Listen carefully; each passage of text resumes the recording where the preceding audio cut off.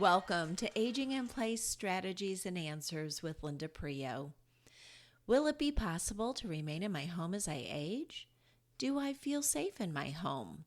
How do I figure out how much support I will need when my health needs start to change? What if I decide to move into a community instead? Which community will meet my needs now and in the future? Who will play a role in helping me with decision making? Do you ask yourself these same questions? Aging in Place Strategies and Answers can help you gain practical knowledge that will help you create your own Aging in Place roadmap. If you are already a care partner, a power of attorney, or in crisis mode with your Aging in Place strategy, you will learn what you need to know that you don't know.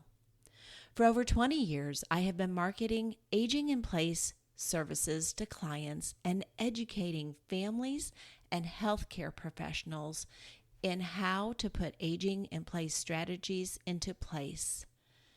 When you utilize aging in place, you are allowed to choose where you want to live and make those decisions so that you can retain your quality of life.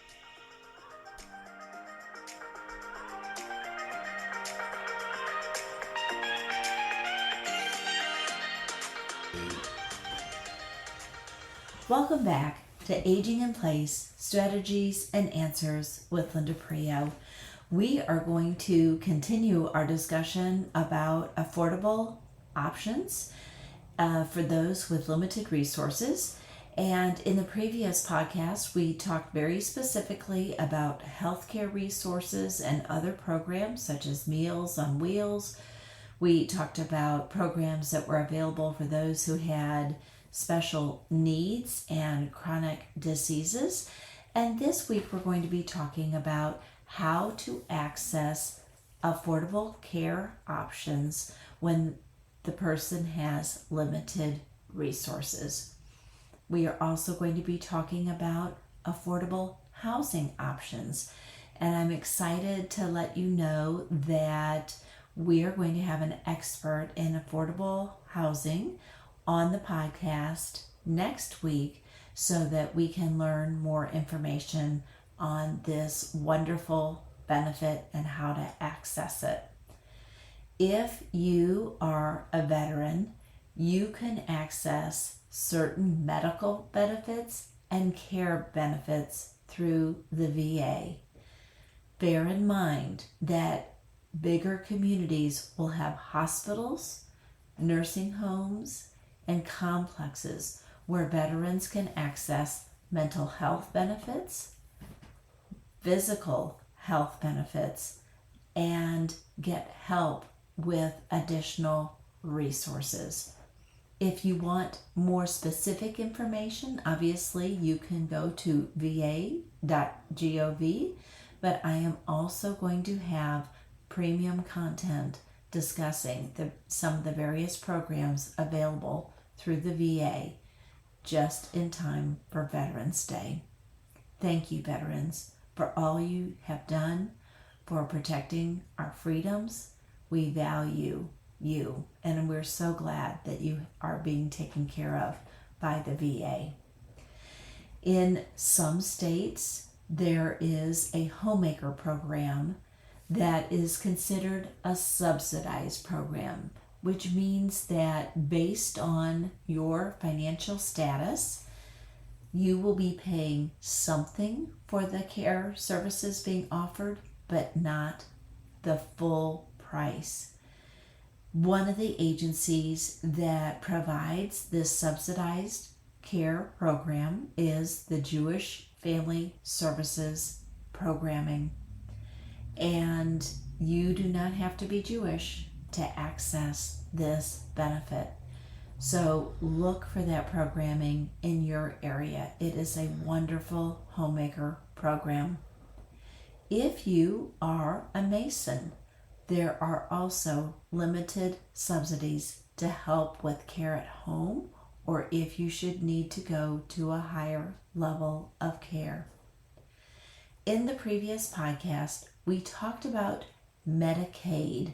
that state and federal program that offers health care to seniors and the disabled also offers care at home to seniors.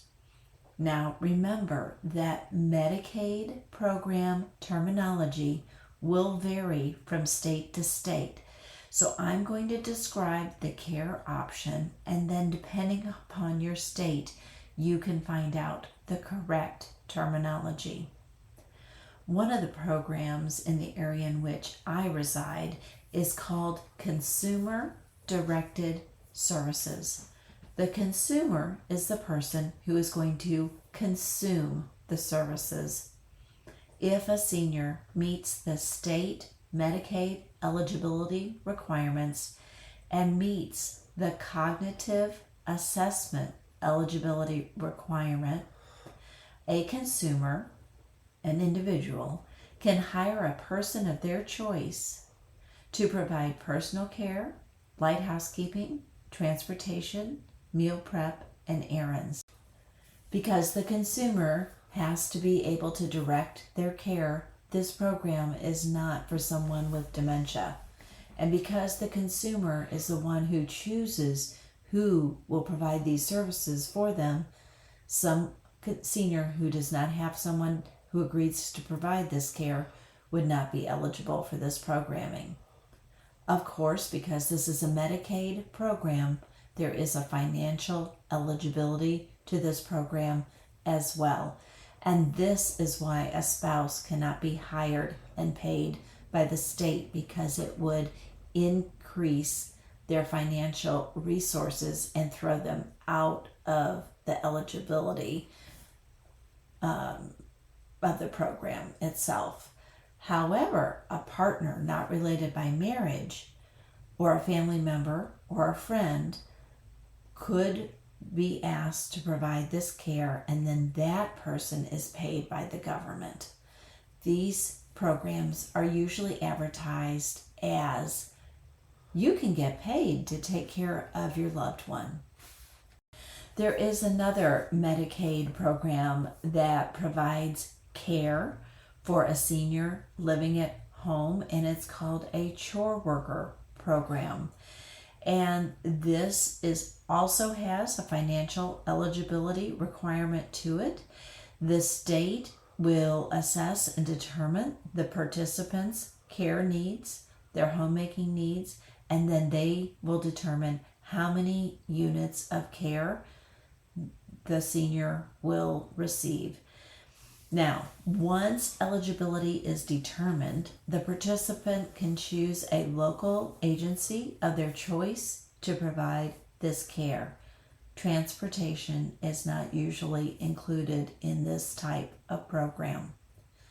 There are also adult day programs that are Medicaid eligible and can be utilized to help with folks that need a daytime program solution. These programs typically offer a secure environment, are licensed by the state, and can include folks with a dementia diagnosis or adults who are developmentally disabled. You will need to search for a program in your area.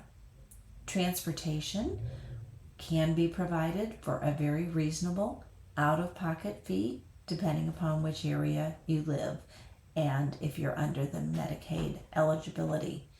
We like to call this kind of program daytime assisted living. Now, as we move into affordable housing, it is important to note that most markets will have specific eligibility requirements, and they will vary. So this is where we really have to learn what we're talking about. Number one, be aware that there is an affordable housing market for seniors 55 and over. Also be aware that within the affordable housing market, there is housing for seniors and affordable housing for young patients with mental health diagnosis. Apartments for seniors or 55 plus apartments are designed for older adults age 55 and above, and these apartments offer independence and affordability, often with age-friendly features. The next step is finding your housing if you're on Social Security, and there are 5 vital steps you need to follow. First of all, research different types of housing available to you when you're on Social Security. Consider your income, your health needs, your social needs, and your location preferences. Talk to a housing advisor who can help you navigate the housing options available. The most advice they will give you is to apply for government assistance programs like Section 8 housing under the Housing and Urban Development Program. You can look through the government assistance programs that are the most beneficial to you. Numerous government assistance programs are available to help seniors, like paying rent or housing costs. Sharing housing is also an option to consider. This entails renting a room in a house or apartment you already have to other seniors. The next best thing is to consider moving to a lower cost area. Affordable locations like small towns really help if you're struggling to afford housing on Social Security. The HUD program can facilitate living accommodations for seniors on low income who may find it challenging to move into retirement communities. Here is a list of the best assistance options seniors can take advantage of. There is Section 8 properties, and this is a federal program under the Housing and Urban Development that supports very low-income seniors, disabled individuals, and families. It helps older adults choose their housing and use the voucher to pay for rent, partially or entirely. There is the Veterans Administration Housing Help, where the VA provides housing aid for low-income veterans, including retirement communities like assisted living and in-home care. There is also public housing, and this assistance program is managed by local public housing agencies, and they typically have properties under the public housing that are set aside for low-income seniors for affordable living. There is also state rental assistance. In addition to the U.S. federal programs, states and local governments, along with various organizations, may offer rental assistance to seniors. There is also another program under HUD that provides low-income individuals age 62 and above independent living with essential support services like nutrition, transportation, education, and health management services. So that is a high-level view of affordable housing. Probably very little of that made much sense to you, but know that there are different types of affordable housing and financial eligibility as well as age limits. So I'm going to have an expert on next week that can help us learn more about this housing option for those of us who need more affordable resources.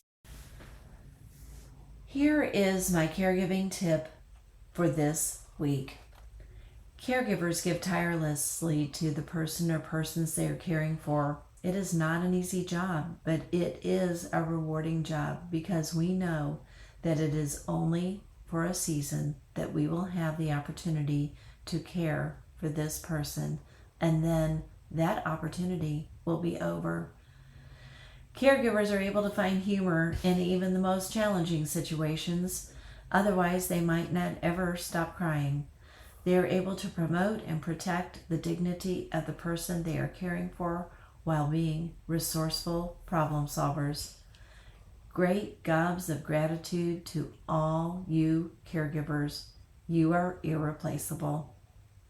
Please join me again next week on aging in place, strategies, and answers.